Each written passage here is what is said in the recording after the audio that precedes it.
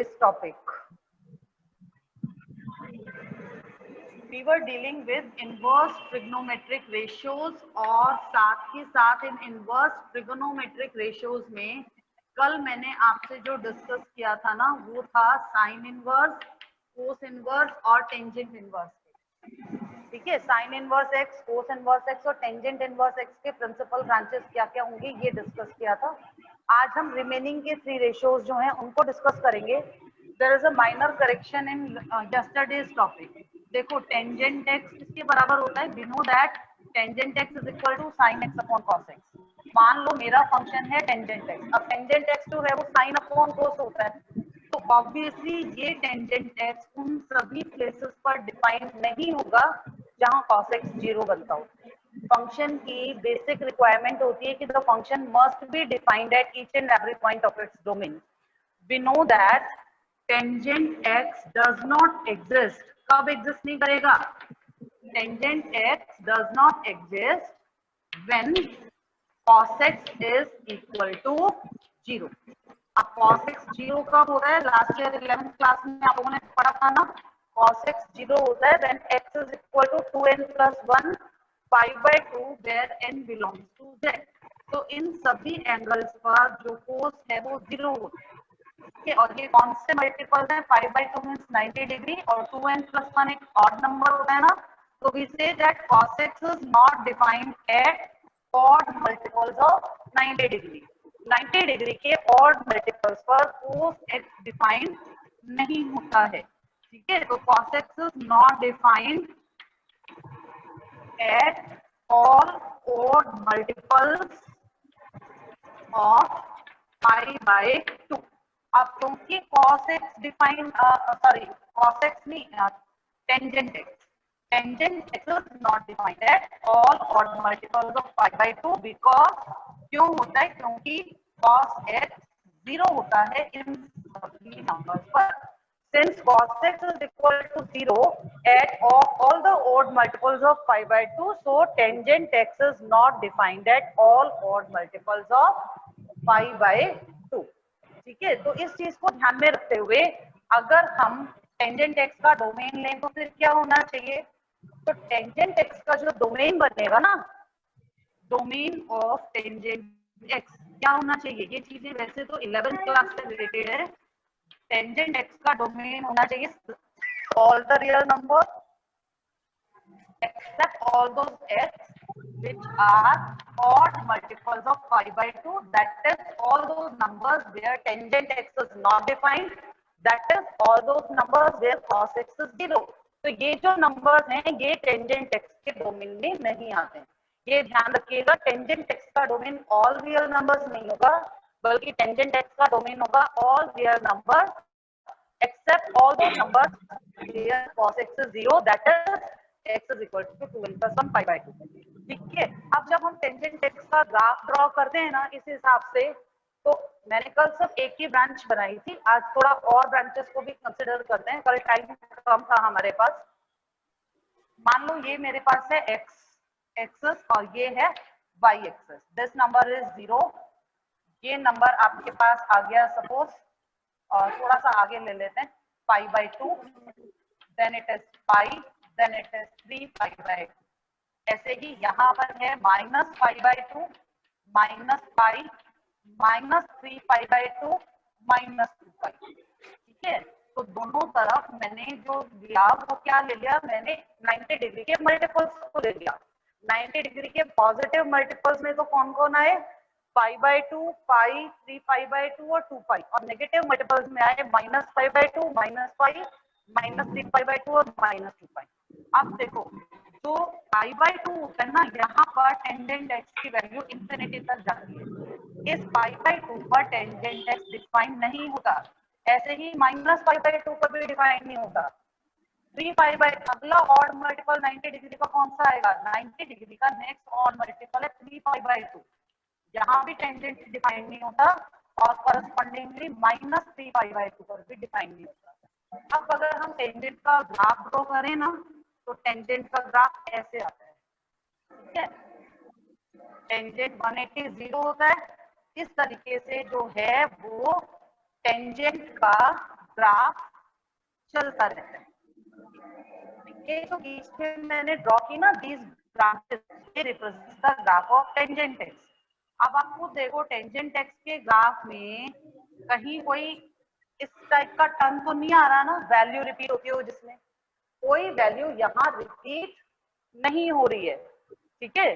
तो अगर मैं सिर्फ -π/2 और +π/2 के बीच में चेक करूं, तो between -π/2 and between +π/2 tangent is attaining each and every real value. Positive real numbers भी आ गए, ये देखो वाई एक्सिस की तरफ अप टू इंफिनिटी जा रहा है, नीचे अप टू -इंफिनिटी जा रहा है ये, तो ऊपर +इंफिनिटी की तरफ एक्सटेंड हो रहा है, नीचे -इंफिनिटी की तरफ एक्सटेंड हो रहा है। तो सभी रियल नंबर्स टेंजेंट की रेंज में होते हैं, तो सारे रियल नंबर्स कवर हो जाते हैं इसके अंदर, पॉजिटिव वाले भी कवर हो जाते हैं, नेगेटिव वाले भी कवर हो जाते हैं। तो ये जो ब्रांच है ना -π/2 से लेकर +π/2 के बीच में, इस ब्रांच को प्रिंसिपल ब्रांच कहा जाता है। तो प्रिंसिपल ब्रांच जो हमने सेलेक्ट की वो कौन सी सेलेक्ट की, बिटवीन -π/2 टू +π/2। हम जितने भी प्रिंसिपल ब्रांचेस कंसीडर करते हैं ना बेटा, वो मोस्टली 0 डिग्री के आसपास वाले नियरेस्ट एरिया में हम कंसीडर करके चलते हैं। इसके बाद अगर हम देखें तो देखो हम 5/2 3π/2 भी ले सकते थे, हम पीछे हैं -3π/2 से -π/2 जा सकते थे। 3 ब्रांचेस तो आपको मैंने सामने शो कर दी, और आगे जाएंगे तो 4 ब्रांचेस मिलती चली जाएंगी। और इन ब्रांचेस में अब जैसे इससे अगली ब्रांच में लूं तो मेरे पास कौन सी ब्रांच आती है, 5/2 से 3π/2 की ब्रांच आती है। कितने का फर्क आ गया, पाई का डिफरेंस आ रहा है दोनों के बीच में, -π/2 + π/2 5 + π 3/2। पाई के गैप पे एक ब्रांच से अगली ब्रांच आपको मिल जाती है। अब आती है बात कि जैसे मैंने कल भी बताया था, किसी भी फंक्शन का इनवर्स अगर डिफाइन करना हो ना, तो उस फंक्शन का 1/(1)(2) होना मैंडेटरी होता है। अब हालांकि हम लोग शायद यहाँ थे कि प्रिंसिपल ब्रांच जो है वो -π/2 से π/2 आती है। अगर हम पाई का चेंज करें तो हमें नेक्स्ट ब्रांच मिल जाती है ना, तो अगली ब्रांच ये हो गई। पाई का चेंज और कर दो तो अगली ब्रांच 3π/2 से 5π/2 आ जाएगी।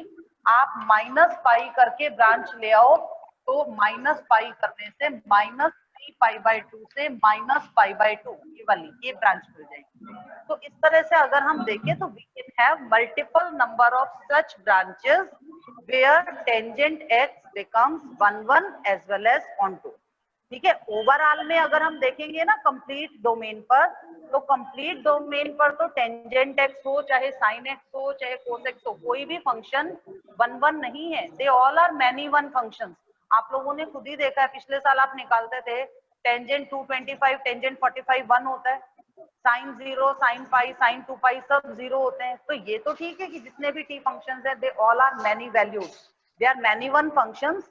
लेकिन अगर हम इनके स्पेसिफिक पोर्शंस निकाल ले ना, छोटे छोटे हिस्से बना ले, तो उन हिस्सों में या हम ऐसे पोर्शंस इनके ग्राफ के थ्रू सेलेक्ट कर सकते हैं जहां पर ये जो फंक्शंस हैं वो 1/1 भी बनते हैं, ऑनटू भी बनते हैं, और क्योंकि ये 1/1 ऑनटू बनते हैं तो वहां इनका इनवर्स एग्जिस्ट कर जाता है। तो जितने भी टी रेशियोज हैं, चाहे वो साइन एक्स है, कॉस एक्स है, टेंजेंट एक्स है, secant cosecant cotangent, whatever it is, जितने भी टी रेशियोज हैं वो सभी ओवरऑल डोमेन पर तो 1/1 ऑनटू नहीं बनते, इसलिए इन्वर्टिबल नहीं होते। लेकिन जो पोर्शन हम अब प्रिंसिपल ब्रांच करके डिफाइन कर रहे हैं ना, इस पोर्शन पर इनकी वैल्यू 1/1 ऑनटू रहती है, और 1/1 ऑनटू होने के कारण ये इन्वर्टिबल बन जाते हैं। तो कल जो मैंने केस डिस्कस किया था वो था साइन इनवर्स एक्स पर्टिकुलर, और थोड़ा सा कोस एक्स का बताया था। अभी जो केस डिस्कस किया ये किसका था, टेंजेंट एक्स का था। तो टेंजेंट एक्स में हम प्रिंसिपल ब्रांच किसको लेकर चलते हैं, -π/2 से लेकर +π/2 तक लेकर चलते हैं और उससे निकालते हैं। अब एक बार कॉस वाले ग्राफ को फिर से देखो जरा, तो साइन का मैंने कल ग्राफ तो बनाया था पीछे की तरफ से, ये 1 है वैल्यू, ये -1 है, ये 0 है, π/2 पाई 3π/2 और 2π, यहाँ -π/2 -π -3π/2 और -2π। कोस का जो ग्राफ है आप लोगों ने शायद उसमें भी किया होगा, फिजिक्स में भी ये वाला ग्राफ आता है कोस का। 1 से शुरू होता है, 90 डिग्री पर 0 बनता है, 180 पर -1 आती है वैल्यू, -1 से फिर 3π/2 पर 0 और 2π पर 1। अब अगर मैं इसको ग्राफ को बैकवर्ड प्रोड्यूस करूँ ना तो ये ऐसे आ जाएगा, ठीक है, ये वाली शेप बनेगी। आप देखो यहाँ पर बात आती है कि हमने कोस के केस में 0 से पाई क्यों सेलेक्ट किया। हम प्रिंसिपल ब्रांच उसको लेकर चलेंगे जिसमें एक एक बार हर रियल वैल्यू आ जाए, एक एक बार रेंज का हर नंबर अपीयर हो जाए। अब देखो जरा, साइन के लिए मैंने -π/2 से +π/2 लिया था। हमने साइन इनवर्स एक्स की प्रिंसिपल ब्रांच जो निकाली थी ना, वो कौन से वाली ली थी, -π/2 से +π/2 ली थी, क्योंकि इसमें -1 से 1 तक के सारे नंबर्स एक एक बार आ जाते हैं और 1 ऑन टू बनता है फंक्शन। अब अगर हम कोस की बात करें, साइन एक्स का था, साइन एक्स के लिए हमने प्रिंसिपल ब्रांच -π/2 से +π/2 ली थी। अब कॉस एक्स के लिए जो है, टेंजेंट के लिए भी मैंने यही वाला लिया था, टेंजेंट का भी अभी अभी हमने किया, हमने ब्रांच लिया -π/2 से +π/2। लेकिन कॉस के केस में हम -π/2 से +π/2 नहीं जा सकते, क्योंकि इस ब्रांच में कोस की वैल्यू सिर्फ 0 और 1 के बीच में आ रही है। आप देखो पॉजिटिव ही पॉजिटिव है, नीचे तो आए ही -π/2 से लेकर 0 तक वैल्यू बढ़ती है 0 से 1 और फिर घटती है 1 से 0। तो सिर्फ पॉजिटिव नंबर्स ही आए, नेगेटिव नंबर्स तो आए नहीं। जब तक नेगेटिव नंबर्स हम नहीं लेंगे तब तक तो फिर हमारी रेंज तो पूरी नहीं होगी ना। साइन एक्स और कॉस एक्स का रेंज क्या होता है, साइन एक्स का रेंज होता है -1 से 1, टेंजेंट का तो चलो ऑल रियल नंबर होता है, कॉस एक्स का रेंज जो है वो भी तो -1 और 1 के बीच में ही रहता है। अब कॉस एक्स की रेंज -1 से 1 के बीच में है, तो हमें वो पोर्शन लेना पड़ेगा ना जिसमें -1 से लेकर +1 तक के सारे नंबर आते हैं, ठीक है। तो इसलिए कॉस के केस में हम -π/2 से +π/2 नहीं ले सकते, क्योंकि 0 से 1 तक के नंबर आ रहे हैं। अगर हमें नेगेटिव नंबर भी लेना है ना तो हमें यहाँ आना पड़ेगा। देखो ये जो नंबर हैं ये 0 से -1 तक के नंबर आ जाते हैं, इसीलिए कोस के केस में हम -π/2 से 0 वाले पार्ट को कंसिडर ही नहीं करते, क्योंकि ये तो वही वैल्यूज हैं जो हमें 0 से π/2 के बीच में मिल रही थी। इसका रीजन ये है कि cos x फोर्थ क्वाड्रेंट में पॉजिटिव होता है। cos x जो होता है वो फोर्थ क्वाड्रेंट में पॉजिटिव होता है, और पॉजिटिव होने के कारण क्या रहता है कि दोनों तरफ आपको सेम वैल्यूज मिलेंगी। तो नेगेटिव वैल्यूज लेने के लिए हम 0 से π/2 तो लेते हैं पॉजिटिव के लिए, और π/2 से पाई का पोर्शन लेते हैं नेगेटिव के लिए। तो इस ब्रांच में जो कि 0 से लेकर कहां तक जा रही है, पाई तक, 0 से पाई के बीच में हमारा जो फंक्शन cos x है, ये cos x 1 भी बन जाता है और 2 भी बन जाता है, और पूरी की पूरी रेंज -1 से 1 तक वो भी कवर हो जाती है। जब पूरी रेंज कवर हो गई तो ऑन2 बन गया, वैल्यू कोई रिपीट हो नहीं रही, इसलिए 1 बन गया। तो 1 ऑन2 होने के कारण कोस इस पर्टिकुलर पोर्शन में जो कि 0 से 180 डिग्री के बीच में, रेंज तो ये कहलाएगी ना एक्स के ऊपर, ये तो वैल्यूज आ रही हैं, तो 0 से पाई के बीच में cos x फंक्शन 1 और ऑन2 बनता है, इसलिए जो प्रिंसिपल ब्रांच है वो 0 से पाई तक कंसीडर किया जाता है, ठीक है। तो ये हो गए प्रिंसिपल ब्रांचेस किस किस के, साइन के, कोस के, टेंजेंट के। इन पोर्शन में साइन, कोस, टेंजेंट 1 और 2 बनते हैं, इसलिए ये तीनों इन्वर्टिबल हैं, और क्योंकि ये तीनों इन्वर्टिबल हैं तो हम इनके इनवर्स फंक्शंस को डिफाइन कर सकते हैं। इसी के बेसिस पर कल जो मैंने एक टेबल आपको बनवाई थी, उस टेबल में हमारे पास क्या था, अब इस टेबल में हम मेंशन कर रहे हैं इनवर्स टी रेशो। जो भी टी रेशो हम लेकर चलेंगे, इनवर्स टी रेशो, उसका डोमेन और साथ में उसका रेंज। रेंज कौन से वाला लेंगे, हम कंसीडर करेंगे प्रिंसिपल वैल्यू ब्रांच को। तो सिर्फ प्रिंसिपल वैल्यू ब्रांच के अकॉर्डिंगली हम इसमें मेंशन करेंगे। तो सबसे पहला साइन इनवर्स एक्स। अब साइन एक्स का रेंज अगर -1 1 है तो साइन इनवर्स एक्स का डोमेन रहेगा -1 से 1। इनवर्स फंक्शन में क्या होता है, इनवर्स फंक्शन लिखते हुए मेन फंक्शन के डोमेन रेंज इंटरचेंज होते हैं। तो साइन एक्स का रेंज है -1 to 1, इसलिए साइन इनवर्स एक्स का डोमेन होगा -1 to 1 और इसकी प्रिंसिपल ब्रांच रहेगी -π/2 से +π/2। दूसरे नंबर पर आता है कोस इनवर्स एक्स। इसमें भी क्योंकि cos x का रेंज -1 था, इसलिए cos इनवर्स x का डोमेन रहेगा -1 और प्रिंसिपल ब्रांच आएगी बिटवीन 0 to π। तीसरे नंबर पर आता है टेंजेंट इनवर्स x। इसका डोमेन रहेगा ऑल रियल नंबर्स, क्योंकि टेंजेंट x का रेंज होता है ऑल रियल नंबर्स। क्योंकि टेंजेंट x का रेंज ऑल रियल नंबर्स है, इसलिए tan इनवर्स x का डोमेन होगा ऑल रियल नंबर्स और इसका प्रिंसिपल ब्रांच आएगा -π/2 से π/2। आप दोनों का डिफरेंस नोटिस कीजिएगा। साइन के केस में क्लोज ब्रैकेट लगाया है, क्लोज ब्रैकेट होने का मतलब है -π/2 को भी लेंगे +π/2 को भी लेंगे। यहाँ ओपन ब्रैकेट है, ओपन ब्रैकेट का मतलब क्या होता है स्मॉल ब्रैकेट का, कि -π/2 से π/2 के बीच वाले नंबर्स को लेंगे, ना -π/2 आएगा ना +π/2 आएगा। ये तीन हो गए। इन तीन के बाद अब आती है बारी बाकी के तीन रेशोज की। बाकी के तीन रेशोज में सबसे पहले कोटेंजेंट एक्स का केस डिस्कस करते हैं। देखिए कोटेंजेंट एक्स क्या होता है, you may write cotangent x as cos x upon sin x होता है ना। Cot x cos x by sin x के बराबर है। इसका मतलब cot x is defined at all those numbers, उन सभी x पर डिफाइंड होगा where cos x exist.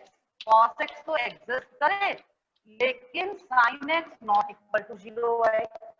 sin x 0 नहीं होना चाहिए, ठीक है। मतलब जहां जहां कोस की एग्जिस्टेंस है वहां वहां कोट की एग्जिस्टेंस होगी, प्रोवाइडेड कंडीशन है कि ये sin x 0 नहीं होना चाहिए। अब sin x 0 कहां बनता है पहले वो देख लो। आप लोगों ने 11th में किया था, sin x 0 होता है if x is equal to n π। जितनी बार x n π के बराबर होगा उतनी बार जो है वो sin x की वैल्यू 0 रहेगी। इसका मतलब अगर हमें cot x को इन्वर्टिबल बनाना है तो cot x जो है वो cos x के अकॉर्डिंग ही चलेगा। cot x shall be having the same principal branch which cos x is having। cosine x की जो है वही चलेगी, लेकिन हम ये ध्यान रखेंगे कि sin x 0 नहीं होना चाहिए। मतलब जहां sin 0 बनता हो उस नंबर को निकाल देंगे। अब आप देखो x is equal to n π का मतलब क्या हुआ, x is equal to n π का मतलब हुआ 0 पर, पाई पर, 2 पाई पर, 3 पाई पर, इन सभी नंबर पर sin x की वैल्यू 0 आती है। तो जहां जहां sin x 0 बनता है, 0, पाई, 2 पाई, 3 पाई, इनको निकाल के जो बचेगा वो आपके पास cot x का प्रिंसिपल ब्रांच आ जाएगा। बाकी cot x जो है वो cos x को फॉलो करेगा। अब cot x अगर cos x को फॉलो करेगा तो देखो जरा cos x का प्रिंसिपल ब्रांच क्या था। cos के लिए आप लेकर चले थे 0 to π, तो जब आप cos इनवर्स x के लिए 0 to π लेंगे तो cot इनवर्स x जब आप निकालेंगे तो क्या होगा, ब्रांच तो 0 से π की रहेगी लेकिन ब्रैकेट ओपन लगा देंगे। ओपन ब्रैकेट क्यों लगा देंगे, क्योंकि हम 0 को भी निकाल देंगे और π को भी निकाल देंगे। 0 और π को क्यों निकालेंगे, क्योंकि 0 और π पर sin x 0 बनता है और sin x 0 नहीं होना चाहिए, ठीक है। तो हमने किस हिसाब से लिया, cot x की प्रिंसिपल ब्रांच वही होगी जो cos x की बनती है। cos x की बनती है 0 से π, लेकिन इसमें से 0 π ये निकालना पड़ेगा, हटाना पड़ेगा। तो 0 और π को इसमें से हटाते हैं तो 0, π ओपन इंटरवल बन जाता है। अब जो कोटेंजेंट x का प्रिंसिपल डोमेन होगा वो कोटेंजेंट इनवर्स x का प्रिंसिपल रेंज हो जाएगा। डोमेन और रेंज इंटरचेंज होते हैं। तो कोट इनवर्स x का डोमेन, अब ये थोड़ा सा हो सकता है आपको कंफ्यूजन ना रहो, कभी कोट इनवर्स।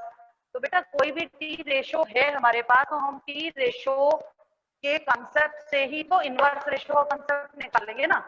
तो cot x क्योंकि ओपन इंटरवल 0 to π पर डिफाइंड है, ये उसकी प्रिंसिपल ब्रांच बनती थी, इसलिए कोट इनवर्स x का जो रेंज है वो 0 से पाई के बीच में आएगा। 0 और पाई दोनों रिमूव हो गए।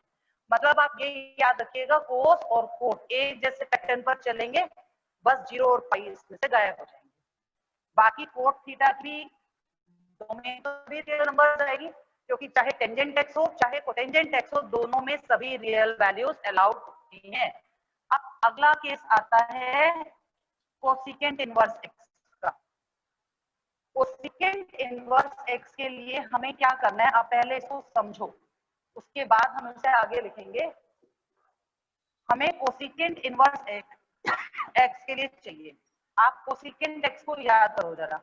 कोसिकेंट एक्स होता है 1 बाय साइन एक्स, होता है ना।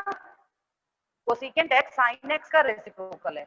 और ये चीज आपको 11th क्लास में बताई गई थी कि कोसिकेंट एक्स के डोमेन में वो सारे नंबर्स आएंगे जहां साइन एक्स नॉन जीरो हो। तो इसका डोमेन होगा all real numbers except those x for which sin x is 0। हम वो नंबर्स निकाल देते हैं जहां sin x 0 बनता है। तो ऑल रियल नंबर्स में से हम x is equal to n pi, pi के मल्टीपल्स को माइनस कर देते हैं। इसका मतलब ये है कि कोसिकेंट x का जो डोमेन बनेगा वो क्या बनेगा। मैं ये टेबल आप लोग कहें तो मैं रब कर देती हूँ इसको, क्योंकि हमें स्पेस चाहिए ना थोड़ा सा, तो लेट मी रब द टेबल ताकि स्पेस मिले और हम इसको थोड़ा बेटर वे में समझ सकें। देखिए जरा, कोसिकेंट एक्स होता है 1 बाय साइन एक्स। तो डोमेन ऑफ कोसिकेंट एक्स क्या आएगा, कोई भी रियल नंबर ले लो, बस वो एक्स निकाल दो जहां साइन एक्स 0 बनता हो। यानी सभी रियल नंबर्स में से वो एक्स निकाल दो जो n पाई के बराबर आते हैं। ठीक है, ये होता है। और जहां तक रेंज की बात करें, ये चीज भी आप लोगों ने 11th क्लास में सीखी थी कि कोसिकेंट एक्स की वैल्यू कभी भी -1 और 1 के बीच में नहीं आती।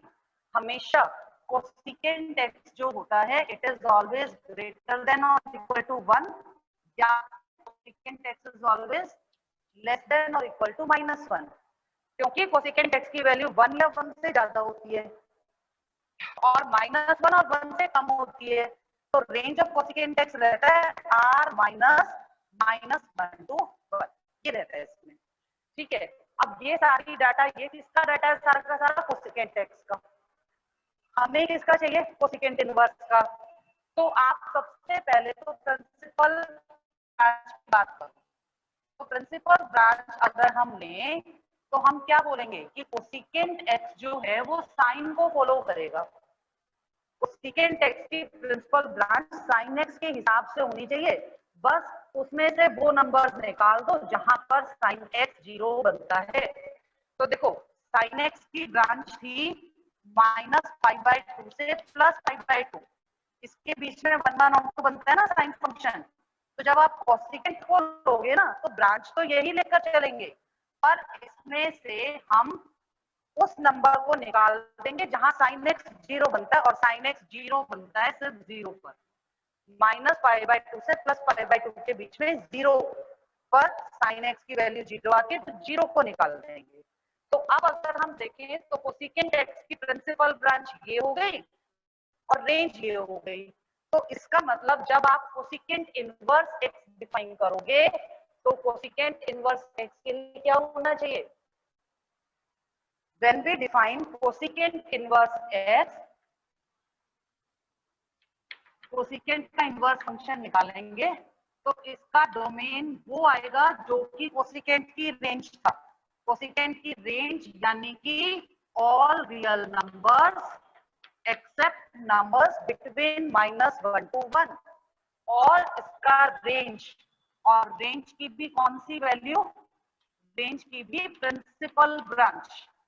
रेंज की प्रिंसिपल ब्रांच वो आएगी जो साइन की होती है, यानी -5/2 से +5/2, बस उसमें से अकेले 0 को माइनस कर देंगे। तो इस तरीके से आपके पास कोसिकेंट की ब्रांच आ जाती है। ठीक है, ये हो गया केस ऑफ कोसिकेंट एक्स। अब अगला केस किसका बनेगा? अब मान लो इसी में अदर देन प्रिंसिपल ब्रांच पूछ ले तो क्या बोलोगे?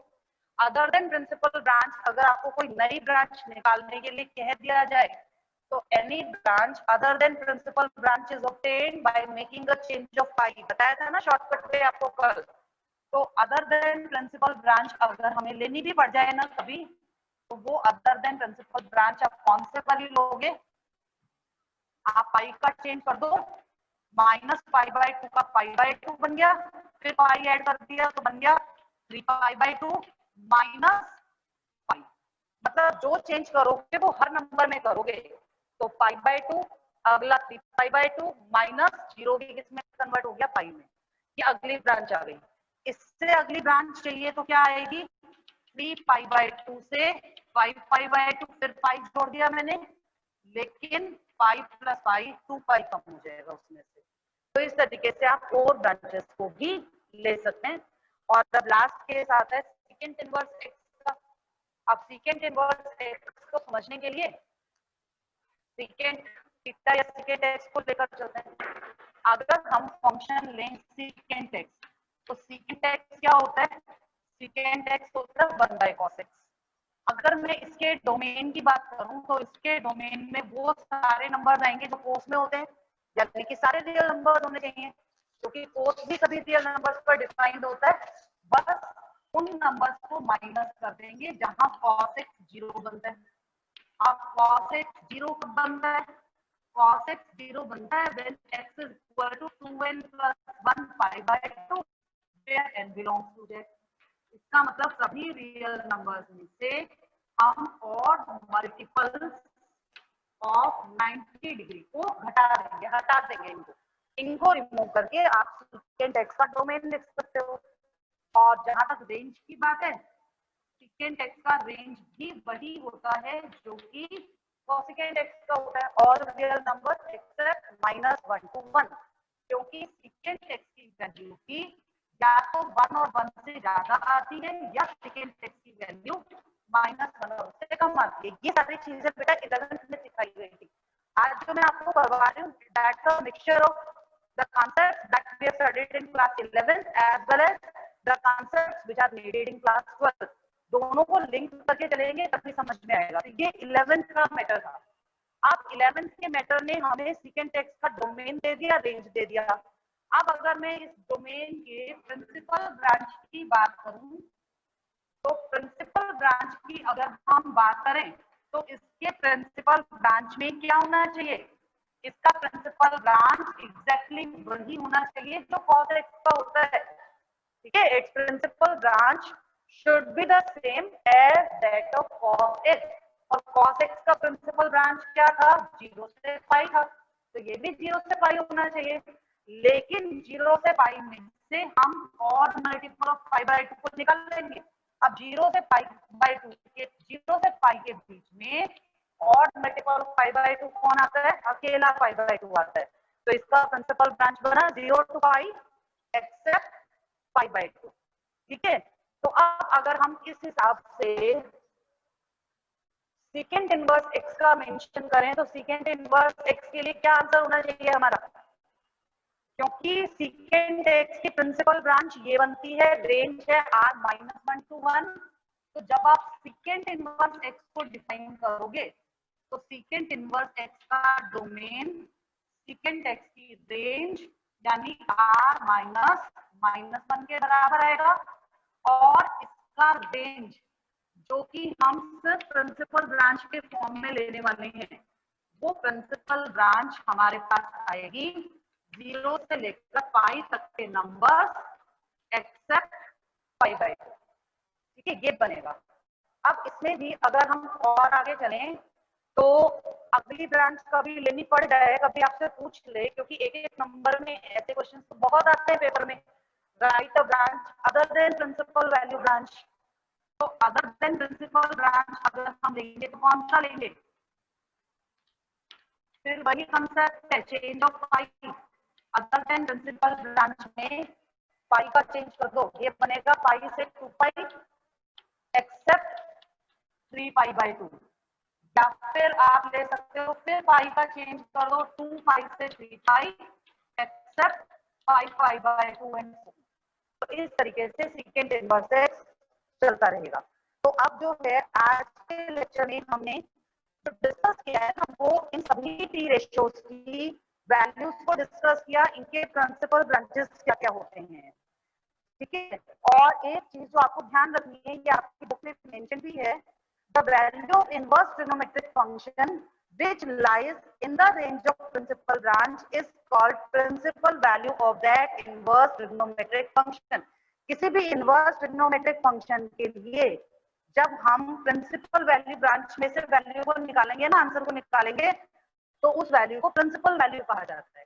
तो एग्जाम में क्वेश्चन आता है find the principal value of this function.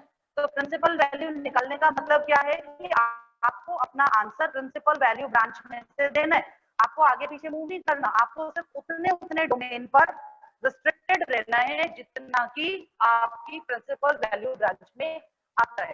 तो let us now summarise the things कि क्या क्या चीजें जो हैं वो हमने की। यहाँ मैंने लिख दिया इनवर्स रेशो, जो भी इनवर्स की रेशो हम ले रहे हैं यहाँ हम लिख रहे हैं इनका डोमेन। ये चीज आपको बहुत अच्छे से याद होनी बहुत जरूरी है, क्योंकि पूरे चैप्टर में यही चीज काम आनी है। तो प्रिंसिपल वैल्यू, तो सबसे पहले साइन इनवर्स एक्स और कोस इनवर्स एक्स दोनों का डोमेन होता है दोनों का डोमेन होता है -1 से 1। साइन की रेंज आती है -π/2 से +π/2, कोस की आती है 0 से 5। तीसरे नंबर पे आता है tan इनवर्स एक्स और चौथे पर आता है कोस इनवर्स एक्स। मैं पेयर में इसलिए लिख रही हूँ क्योंकि अब इनके डोमेन एक जैसे हैं। Sign inverse x cos inverse x का डोमेन सेम है, tan inverse x cos inverse x का डोमेन है ऑल रियल नंबर। रेंज की बात करें तो tan इनवर्स एक्स की वैल्यू -π/2 से +π/2 के बीच में आएगी और कोस इनवर्स एक्स की वैल्यू 0 से 180 डिग्री के बीच में आएगी, ठीक है। उसके बाद अगला नंबर आता है सीकेंट इनवर्स एक्स और कोसिकेंट इनवर्स एक्स और सीकेंट इनवर्स एक्स का। इसमें वैल्यूज की जो डोमेन है वो रहेगा all real numbers accept numbers between -1 and 1। तो सेकेंड एक्स और सेकेंड इनवर्स एक्स के केस में कभी भी फ्रैक्शन में आंसर नहीं आता, कोई भी रियल नंबर हो सकता है लेकिन वो -1 1 के बीच में नहीं रहता। लेकिन कोसिकेंट इनवर्स एक्स की प्रिंसिपल ब्रांच साइन इनवर्स जैसी ही रहेगी, यानी -π/2 से π/2 रहेगी, बस उसमें से 0 को हटा देंगे, ठीक है। एक्सेप्ट 0 वाली बात है यहाँ पर, तो 0 को रिमूव कर देंगे और सीकेंट इनवर्स एक्स की जो ब्रांच है वो सीकेंट की साइन की तरह चलेगी, सीकेंट की कोस की तरह चलेगी, कोस की तरह चलेगी, यानी 0 से पाई की वैल्यू होगी, बस इसमें से π/2 को निकाल देंगे। अब जब भी कभी आपको किसी भी इनवर्स की रेशियो पर वैल्यू निकालने के लिए कहा जाए तो आपको अपना आंसर इन्हीं ब्रांचेस के बीच में से देना है, इनके अलावा हम और कोई आंसर जो है वो पुटअप नहीं करेंगे। और अगर हम आंसर को इन्हीं ब्रांचेस में से देते हैं then that value is principal value. जब भी कभी कोई ब्रांच मेंशन नहीं है, आपको अपना आंसर सिर्फ और सिर्फ प्रिंसिपल वैल्यूज में से देना है। अब आइए एक लास्ट कंसेप्ट, उसके बाद जो है हम अपनी क्लास को कंप्लीट कर देंगे आज की। तो ये टेबल जो मैंने अभी ड्रॉ की, this table is mentioned in your book, आप वहां से इसको देख सकते हैं। आपको बहुत अच्छे से याद करनी है ये सारी वैल्यूज, ताकि फ्यूचर में कभी कोई दिक्कत ना आए। अब देखो, मान लो मेरे पास फंक्शन था x is equal to sine y, ठीक है। तो मेरा y फंक्शन किसके बराबर बनेगा? साइन इनवर्स x के बराबर। अगर हम x को साइन y कहते हैं, या मैं ये कहती हूँ कि sine y is equal to x, बात तो एक ही है, साइन y x के बराबर है या x साइन y के बराबर है, तो y किसके बराबर आएगा? साइन इनवर्स x के। आप जरा इसके x की जगह पुट अप कर दो बेटा, x क्या था? x sine y। आप ये कह सकते हो ना कि y is equal to sine inverse of sine y। इसी तरह से x किसके बराबर है? x is equal to sine of y। तो ये बना साइन ऑफ y को क्या लिख सकते हो? साइन। ये मैंने एग्जैक्टली जो आपको मैं बताना चाह रही हूँ वो है कि इन वेरिएबल्स का कनेक्शन क्या है। देखिए जरा, अगर साइन बाई एक्स के इक्वल है तो साइन बाई एक्स के इक्वल होने का मतलब x is equal to sine y and so y is equal to sine inverse x. ये है, तो बाई अगर साइन इनवर्स एक्स है तो साइन इनवर्स ऑफ एक्स यानी साइन वाई रख दिया मैंने। तो ये पूरी इक्वेशन अब आप देख सकते हो वाई में आ गई। ऐसे ही नीचे वाली इक्वेशन को देखो, मैं पूरे को एक्स में लाना चाह रही हूँ। एक्स बराबर है साइन बाई के, बाई किसके इक्वल है, बाई है साइन इनवर्स एक्स, तो यू में राइट इट है sine of sine inverse x. अब ये पूरी इक्वेशन सिर्फ वाई में है, ये पूरी इक्वेशन सिर्फ एक्स में है। This equation is only in y and this equation is only in x. तो आप देखेंगे कि साइन इनवर्स साइन को कैंसिल कर सकता है, तो y और y बच गया। ऐसे यहाँ देखो, x is equal to sine of sine inverse x, तो x और x तो x की इक्वल है और साइन साइन इनवर्स, तो साइन साइन इनवर्स को कैंसिल करता है, इसीलिए तो बोलते हैं साइन का इनवर्स ऑपरेटर साइन इनवर्स, और साइन इनवर्स का इनवर्स ऑपरेटर क्या हो गया, ये साइन हो गया। तो साइन साइन इनवर्स को कैंसिल कर देता है और साइन इनवर्स साइन को कैंसिल कर देता है। ऐसे ही बाकी रेशियोज में चलता है। कहीं भी आपको लिखा हुआ मिल गया cos inverse of cos pi by 3, तो आप क्या कह सकते हो, कोस इनवर्स ने कोस को कैंसिल किया, आंसर आया पाई बाय 3। ये इंश्योर कर लेना कि जो आंसर आप निकाल रहे हो वो आंसर प्रिंसिपल ब्रांच में आता है।